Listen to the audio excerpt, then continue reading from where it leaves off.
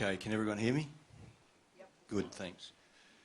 So I'm going to move the conversation to the ore shoot scale, where a lot of us actually are focused. And this is really a very important topic for our industry. It's never been more important as we face declining grades, low gold prices and a lot of challenges. We've got to target high grade. That's what actually makes money in the business, and we've seen the successful companies have been the ones that can do it. What I think is critical here as an industry is we need a process-based model for the controls on ore shoot distribution. And we've heard this theme a little bit today, that's going to require us to look at things differently and really critically integrate multiple scales of observation. The biggest failures in our science occur when we don't do that. So I'm going to propose a simple model, but I'm going to suggest that it's got important practical targeting implications. Now, the idea about what controls ore shoots has been around for a while, and we recognise that they're associated with all these complexities. In any individual deposit, we can start to recognise these patterns empirically. But the real question is, what do they mean? Where is our predictive process understanding? And one of the things I find interesting about structural targeting in deposits of all types actually, but certainly gold mines, is that people use an implicit underlying assumption, but they never even articulate it. In fact, I wonder how often people actually understand that this is the assumption that underpins their work. And this assumption is, first of all, that ore shoots are sites of anomalous fluid flux. Now that bit is right, but it also assumes that ore shoots are localised, more dilatant, perhaps more permeable volumes of rock that are embedded within a larger scale fluid flow system. It assumes that ore shoots are actively generated during the process of their syn deformation. They're actively generated by the main stage of movement on these structures. It's a structure-centric perspective. And the implication of all of that then is that the location of the ore shoot can be predicted if you know the structural geometry and you know the syn ore stress field. It also implies that ore shoots are going to be an intrinsic property of their host structure. So that's the current paradigm, and that's what I'm going to call here today the kinematic model, and I'm going to argue that it isn't actually adequate to help us target ore shoots, and it's why a lot of structural targeting doesn't actually work for us.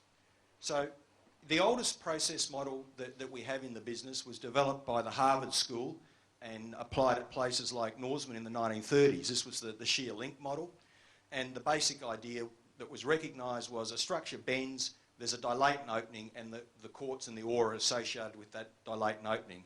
Now, that's an important and accurate observation at the scale of a Norseman ore shoot, but I think it's led to a lot of confusion.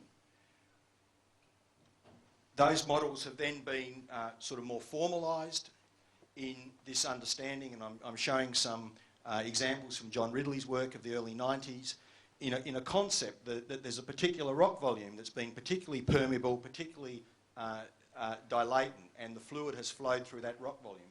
And to a certain extent, this has been the paradigm that's informed the fluid modelling efforts of the late 90s and the early 2000s that were incorporated in the AGCRC and the PMD CRC.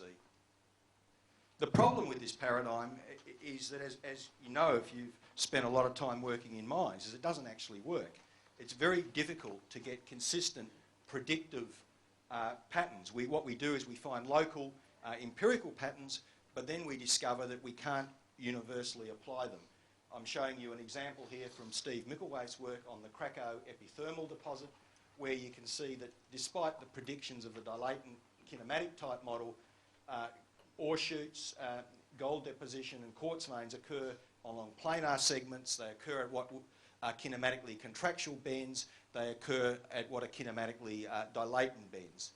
A study from my own work from many years ago, the Lancefield gold mine, I think is interesting here because Lancefield is such a simple geometry. It's basically a simple dipping sheet, particularly the main lode shear zone, and what we were able to do, and apologies for the late 1980s 486 CAD drawn deposit model, but what we were able to do is paint on quite a detailed model of the geometry of the ore body, gold grades, red's obviously the higher grade, And what we observe is a very, very strong control by the orientation, the subtle orientations in the geometry. It's ubiquitous, but the problem is it's not predictable. There is no way that you can take a simple kinematic model for that shear zone and say gold is going to be in the dilatant spaces. So you falsify the empirical, you empirically falsify the kinematic model in this instance. So I'm going to suggest an alternative hypothesis, and then I'm going to try and, in the time available to me, work through that hypothesis, the evidence in favour of it, and the implications for targeting. So I'm going to propose that gold deposits are restricted to transient fluid exit conduits. We've heard some of that in Cam's talk. These conduits are associated with the episodic rupture of underlying overpressured reservoirs. I'm going to argue that the primary control on gold deposition within conduits is fluid unmixing in response to pressure decrease. I'm going to say that in some cases we have localised zones of dilatancy within these conduits, if you like the classic Norseman shear link example, and those do result in locally enhanced unmixing and therefore locally higher grades. And then from a predictive point of view, at the Orshoot scale, I'm going to say that rheological architecture, not prevailing stress field, not kinematics, is the key control on the location of both conduits and high-grade Oreshoots. So fluid exit conduits, Cam's briefly talked about them, but what we mean by that is rock volumes that have been conduits for large amounts of fluid flux, usually over multiple cyclic events. These are zones of extreme crustal permeability and intense fracturing, and they're sourced from some underlying reservoir zone. The idea is they're breaking their way up to the surface, but this is critical. They're taking the easiest path up to the surface. And they may reuse existing structures, which they commonly do, hence the relationship to kinematic events, as we saw in John Miller's talk. But they don't always reuse existing structures. They can, in fact, fracture previously intact rock on their way up to the surface. And the concept is that fluid pulse-related stress chains are large, and these are going to overwhelm the ambient stress field. So this is the idea, the self-organising critical system model. You've got some sort of fluid reservoir that we feed, some sort of seal, and an antiformal culmination might be a good one, and we saw the example of the Capi slate earlier today. So it often will be maybe a physical seal. The idea is that we get failure here, and then we get a focused, concentrated fluid exit conduit, which takes all the fluid very rapidly up to this fluid sink position. So that's the basic idea. And I want to give you today a bit of a model, a bit of an analogue for thinking about Oreshoots, and that's lightning. So if you think about how lightning works, what happens is we've got clouds up here and we've got the ground down here. And electric charges build up fairly slowly in the clouds, right? And what we have is air is pretty resistive, so that represents a threshold barrier. That's a barrier to the flow of current because air is resistive. But at some point, it doesn't matter how resistive air is, that build-up of charge overcomes that, and the lightning channels down in conduits. The lightning, they're about 20 millimetre wide kind of channels, if you like, through the atmosphere of ionised plasma. And they're looking for the quickest, most effective way to get to the ground, okay? That's lightning. Well, my suggestion is that if you turn that model upside down, this is how you should think about Oreshoots, right? So the clouds become your underlying reservoir. Maybe it's an intrusion in some cases, maybe it's some deeper sealed reservoir in other cases. This is the ground, so that's where all the fluids want to go. And the lightning pulses going the shortest way to the ground are really what these fluid pulses are doing. And one of the interesting things about this is there's a saying lightning doesn't strike twice in the same place. But actually we know that if you've got a tall building and you put a steel pipe on top of it, it's going to get lightning striking that a lot more than twice. It's going to continually striking it. So when we think about ore fluids, we've got to think about what are the natural geological analogues to lightning rods. And some of these are quite clear, I think. Others may be more subtle. Porphyry copper deposits, beautiful example. This is from the classic Silito paper. But we can consider the underlying intrusion as the fluid reservoir in this model, and then the porphyry stocks, they're our fluid exit conduits. We know that these, in fact, the whole reason we have such a thing called porphyry deposits is simply telling us that it's a magmatic ore style. We've taken a magma at depth and we've very rapidly emplaced it to the surface and it's frozen. So porphyries occur in a whole range of different environments, including a lot that aren't actually porphyry in the way that most economic geologists understand them. What's important, and this is a theme we've heard a lot today, is you're going to get multiple events. So here's a study at El Teniente, which is a giant porphyry deposit in Chile. I'm only putting it up here because it's kind of well documented that people have gone through, and you can probably count them up, but something like a dozen events. And each one of those events has got its own chemistry, its own alteration, its own zoning. So if you go into a major camp and you're making the assumption that everything is one event, I think that's probably going to be incorrect, because by definition, these are zones of continually focused, repeated fluid flux and with evolving fluid chemistry. I'm just going to show you some examples of fluid conduits just quickly. The New Holland gold deposit near Agnew. The big blue line in each case is going to be the main fluid pulse. The Canowna Bell example. Some of these things are just about like rifle barrels when you stand back and look at them, these focused pipes. Ernest Henry, a couple of pipe-like breccia zones. You can probably see a bit of a bifurcation in that one. So this is what we see, and I'm going to argue that we actually do see this in the modern environment as well, that we do have modern process models. So the example I'm going to use is the Umbria Marche earthquake in 1997 in Italy. And what's interesting about this is that we know that the rupture nucleated at the top of an overpressured sequence, an evaporite horizon that was full of high pressure CO2. This is a general characteristic actually of the seismicity in this part of Italy. And it reactivated an existing fault. In other words, the rupture occurred at the top of a seal, as you might expect, and then we saw a propagating fluid pressure pulse. Lasted about 30 days, an aftershock swarm. Now, for me, the most important thing is the transient permeability in here is something like 100,000 to 1 million times what we would expect background permeability to be. So this is an example of the type of entity, the type of organised entity that's going to host an ore body. This is a real-life example of this. And the critical take-home is that fluids are not responding passively to kinematic structure creating some sort of dilatancy. These fluids are creating their own pipe, and the modelling showed that the changes post-rupture associated with this earthquake totally overwhelmed any redistribution, co-seismic redistribution of the Coulomb failure stress, which was one of the models that had been around for a while about the relationship of ore shoots to seismic events. So these conduits are the first order thing we need to focus on. What are their controls? The key is basically the rheological structure of the rock mass sitting above the reservoir. How easy is it to break that rock mass? And that rheology includes shear zones and pre-existing faults. They're zones of weakness, so they're things that can be broken. So in this context, when you're trying to do a predictive model, a fault or a shear zone is effectively just another rock type. What's really interesting, though, is that certain geometric patterns are consistently favourable. This is the lightning rod analogy. So what makes it hard in economic geology to understand ore bodies is multiple events continue to get focused through the same volume of rock. What makes it a bit easier to target ore bodies is that multiple events of mineralisation continue to get focused through the same volume of rock. So this is something that we can actually use and understand. So some of the geometries that are really important are, and I'm just going to focus on this one, is when we produce a pipe-like volume of brittle rock. This is our geological lightning rod. So we can do that two ways, and one is just to simply put in a plug of brittle rock, like the Wallaby Syenite being an example.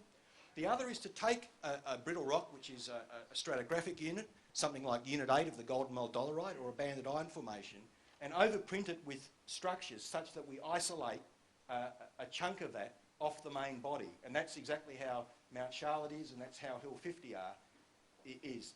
So that's where we produce the pipe that way. So this is an important geometry to pay attention to at the ore shoot scale. Here are some examples.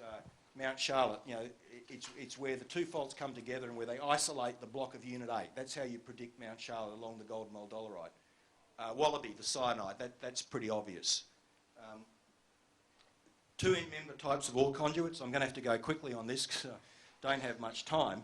But it's useful to think about ore chutes, ore-bearing conduits as type 1 and type 2. And anyone who does resource modelling would understand this fundamental difference and the implications it has for the distribution of gold. Actually, this applies for other commodities as well in the rock mass. Type 1, we're talking about pervasively fractured rock volumes. The individual fractures tend to be extensional and randomly oriented. Oh. I can do that. That's good. The individual fractures tend to be randomly oriented. So this is basically the classic porphyry-style networks. More extreme examples are breccia pipes. So in these zones, what we see is that metal grade is broadly proportional to fracture density. So more or less the same metal depositional process occurs uniformly through the mineralised rock volume. On the other hand, type 2, we're dealing with, these are associated with shear failure of pre-existing zones of weakness. So the fluid pressure pulse has made a pre-existing fault move. And what we see in these is heterogeneous ore deposition. So these are the ones that are going to have our local high-grade ore chutes in them. And they're going to be related to locally enhanced dilation and probably locally enhanced fluid pressure drop. And the reason why we have the locally enhanced dilation is we actually do have a shear component in this type. So just to illustrate some examples, classic type 1 stockwork, classic type 2 shear vein. What controls the conduit morphology, I don't want to spend any time on it, but it's really the relationship between this quantity lambda V, pore fluid factor and differential shear stress. But in practice, the three main geological controls then boil down to fluid pressure, depth of formation, overburden pressure if you like, and anisotropy of the rock mass. Are we dealing with a massive rock or a layered rock? And what's actually interesting with that is that we can start to map out the space. I'm not sure how easy it is to see this diagram. I don't want to spend too much on it today. But basically, the type of conduit is going to vary between a massive sequence and a layered sequence. It's going to vary with depth. Deeper deposits are going to be more likely to be type 2. It's also going to vary with proximity to the fluid source. One of the really interesting things, and Telfer deposit shows this beautifully, is you can easily switch from a type 1 conduit, which is a stockwork, to a set of saddle reef veins, which are a network of type 2 conduits. And in fact, that transition point is always going to be a pretty interesting spot in an ore body where you're going to get quite a lot of high grade. Okay, so within a fluid exit conduit, though, we're not going to get ore everywhere. There's going to be an interval that is actually going to be mineralised, and that's what you heard Cam refer to as the primary depositional interval. And I think it's becoming increasingly clear, particularly because of the really good work that Chris Heinrich and the EDH Zurich guys have been doing on porphyry-related systems over the last few years, that pressure reduction and fluid unmixing is a really, really critical process, including at mesothermal depths. And I'm going to argue is that where we see these local high-grade ore chutes, I think we can say that they're associated with locally enhanced pressure reduction. Now, it's been known for a long time, this concept of epithermal gold deposits and boiling zones. This is the high-grade Hishikari veins. So clearly the fluids came from above and went up here, but it's only in this narrow vertical interval that they deposited a lot of quartz and were recognised as veins and had gold in them. Now, one of the points I do want to make about this is it's rather interesting how many times you look at an epithermal boiling zone deposit and find the boiling zone is exactly at a rheological contrast. It's at a boundary between two rock types that would have been quite different to break. So I would argue that actually what happens is the fluid pulse comes up, it ponds under this, and then it breaks through to the surface. So it's another example of that self-organised behaviour that we've been talking about. I won't go into this in too much detail, but the guys working on porphyry deposits have shown very nicely in recent years that it's really the fluid unmixing that occurs that deposits the mineralisation. We start off with a single-phase fluid at the depths of a porphyry system, that's barren, then it unmixes, and then we get mineralisation. And then that fluid that unmixes can then unmix itself at several other progressive stages on its way up to the surface. So that's that concept of nested systems that we were talking about. When we look at things like Norseman, and in common with many other orogenic gold deposits, we see a good correlation between lensoidal three-dimensional volumes of rock that are enriched in quartz and gold. So there's pretty much the only way that you can get a lensoidal volume of rock that's enriched in quartz is some sort of pressure reduction. And if the gold maps that one-to-one, I think it's very strongly implicating that process. Recent work that was published in Nature Geoscience showed that even very small earthquakes were enough to instantaneously create a vacuum in these dilation zones. So you're going to get instantaneous boiling, all sorts of fluid unmixing, even at mesothermal depths. Okay, so I want to draw it together into a model. It's a very simple, unified model for ore chute formation. So I think what we need to think about is the fluid conduit as an entity. Then we need to think about what's that interval in the fluid conduit where mineralisation is actually forming because of, for example, pressure reduction type processes. And in type 2 conduits, we also need to think about the third order control. Where are those localised dilatant volumes where we're going to get more gold? And of course, what's really critical here, and it's a big mistake that many people make, is they confuse this control with this control. And that, of course, is very bad in exploration. So if we use the Mararoa Reef at Norseman as an example, a case study, this is basically a planned projection of this sort of 40-degree dipping reef, and these are the ore bodies. Initial exploration in the 1930s followed what was effectively a prospector discovery, drilled underneath it, couldn't find anything. It's only when they realised that they had to step out and apply these structural models that they were successful. So what you have here, this orientation, this is the first order control, if you like. That's the fluid conduit control on that reef. Probably down here you've got some sort of secondary order control, related to the primary depositional zone. The mineralisation does not continue forever at depth. You know, by the time you get to about 1 kilometre, it tends to die out. There may be other explanations for that. But critically, the third order control, the ore chutes, are these discrete volumes. And they've got quite a different orientation to the conduit control. So first, Mine Geology 101, you really need to understand the difference between the conduit orientation and the ore chute orientation.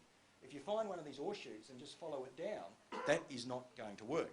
The other implication, though, is if you find a type 2 system and you find one ore chute, the prediction is almost certain that there's going to be more of these things. So what are the practical implications of all of this? Firstly, as I said, exploration needs to target first order plunge controls, and it must not get first order and second order plunge controls confused. That's fatal. Here are some examples from the Norseman example, but also a Cripple Creek example. Secondly, we need to get, in the gold industry, we need to get as good as the nickel guys are at recognising conduits between ore bodies. So a nickel geologist has no problem with, and this is Independence's work on the long chute, has no problem with saying, well, here's a massive sulphide ore body, it dies out, but I'm going to continue to follow the ultramafic channel. I'm going to find another massive sulphide ore body. Very strong, very robust predictive concept. In gold, we get to the end of our ore body and we go, that's it, you know. That's because our paradigm is that the ore body is some localised volume in 3D space, but it's not. It's part of a connected system. And when I go back to the Lancefield example, if I go back to the Lancefield example, yeah, okay. So what's interesting about this is this was an ore body, about 1 million ounces, that was mined by the old timers, a high grade, and this was a new discovery that Western Mining made in the late 1980s. Very similar geometrically. There's a barren zone in between, right? That barren zone, it's continuous, but it becomes about a 20 centimetre wide vein, if you like, going about 0.2 of a gram, right?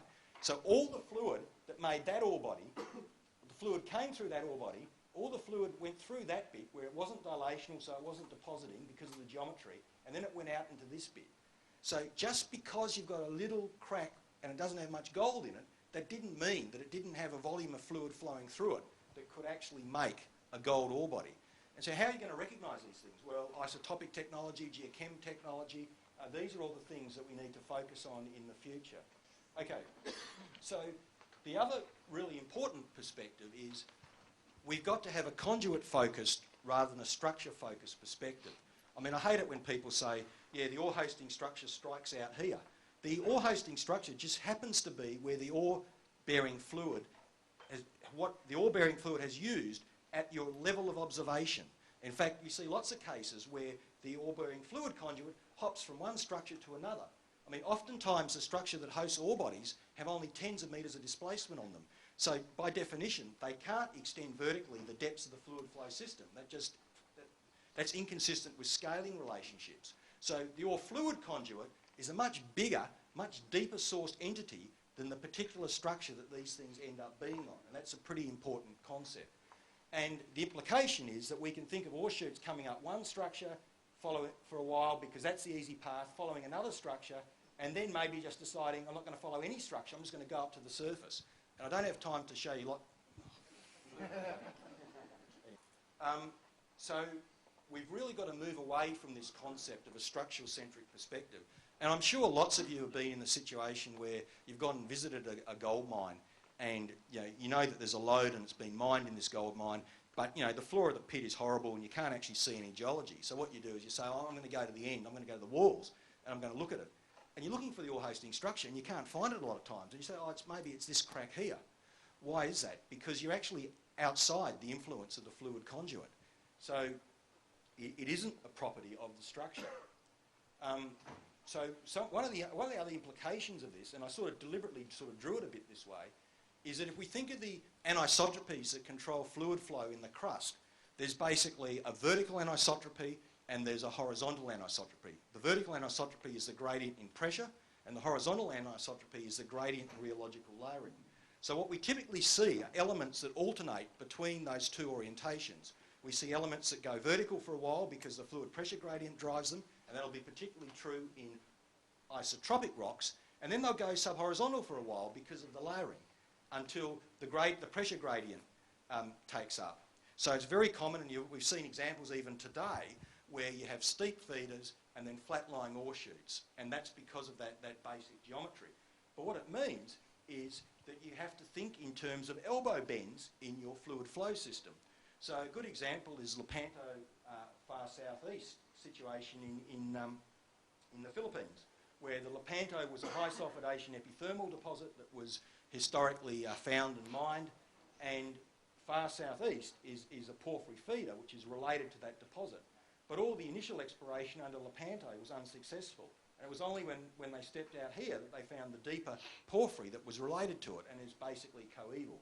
And why? Well, once again, seals. You've got the dacite sitting on top of a pile of sediment. So these rheological boundaries in the stratigraphy in our ore environments are really important things. And another really classic one in gold geology, of course, is the Robert Mountains thrust in Nevada, which puts impermeable siliclastics on top of permeable carbonates. And where that geometry occurs adjacent to the major feeders, that's where you get your Carlin ore deposits.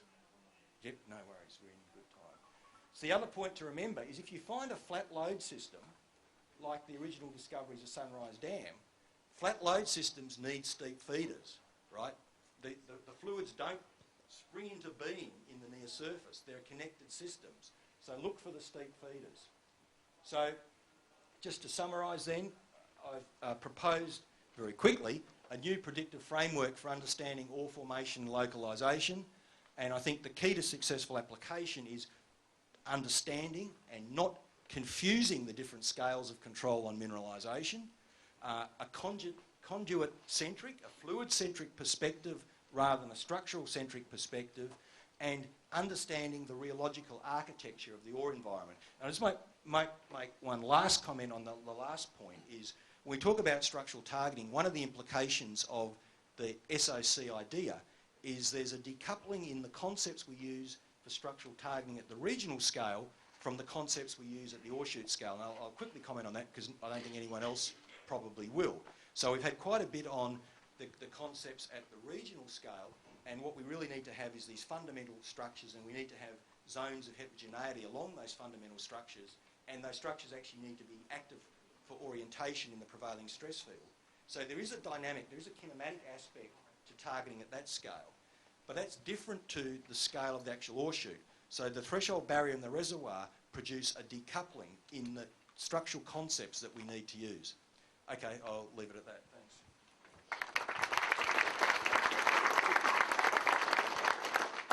It's time for one quick question and one quick answer. John, would it be fair to say that actually, and you don't at the right scale, its local stress field will actually still dictate dictate where the fluids go, but we just can't hope to map them at the scale of the ore chute, whereas we can map geological. I guess the way I would look at it is that the geometry that you see is obviously a product of it. That's strain, right? Strain versus stress. So the geometry you see is the product of that stress field. But the point is that at the sort of almost instantaneous emplacement of the ore fluid, it's not going to see those stress fields. It's going to be overwhelming. But the architecture is going to be governed by the geometry that it sees. And in fact, one of the things we really don't pay enough attention to is the role that geometry can play in reorienting stress fields. And that was one of the really good things that came out of some of the modelling that CSIRO did in the 80s and 90s. I mean, Bruce Hobbs showed some quite good examples of where, you know, stress axes rotate because of pre-existing geometry. So we shouldn't view the stress as something, particularly at the ore chute scale, as something that's just superimposed as a kind of controlling master variable.